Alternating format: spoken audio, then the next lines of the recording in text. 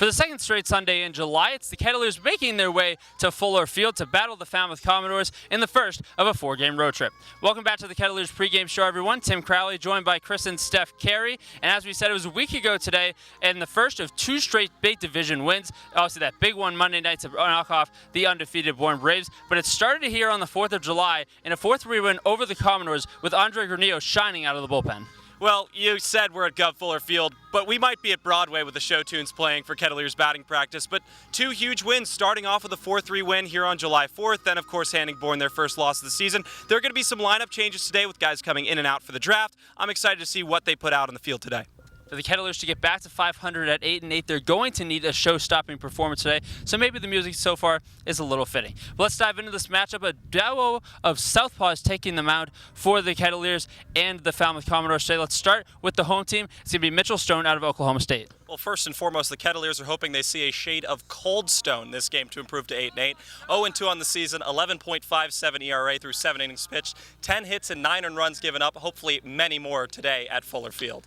And as Steph mentioned, plenty of guys moving in and out for the draft. And the Kettleers finally get one of the left-handers they've been ready to get for so long, when it'll be Quinn Matthews out of Stanford making his Kettleers debut today. Yeah, it's his first start, so a little bit of jitters. It's a whole different league here in the CCBL, but the numbers in 2021 speak for themselves. 5-2 with a 6.08 ERA, 66 2/3 innings pitched with 60 strikeouts and only 33 walks. So keeping those numbers down have been critical for the Kettleers. Walks have been the bane of starting pitching's existence this year.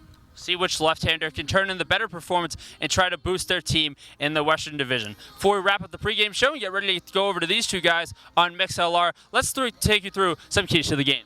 Well, you got to support with runs for Matthews. You got to get on the base paths early and approach offensively like they did last time against Falmouth and not have to try and battle back. After the 2 days before that, the off day Thursday and the rain out on Friday, your leverage guys in the bullpen for Cotuit should be ready to go. Guys like Alaska Abney, who have been so effective out of that bullpen for Coach Mike Roberts, look to see them today as they look to try to get the trend going in the right direction to start this road trip. Well, and finally, take into account home field disadvantage. Falmouth has not won at Guv Fuller Field in 2021, and they're also coming off of a couple days of rest, rain cancellations, or what have you. So take advantage of that and come out with a victory, getting back to 500.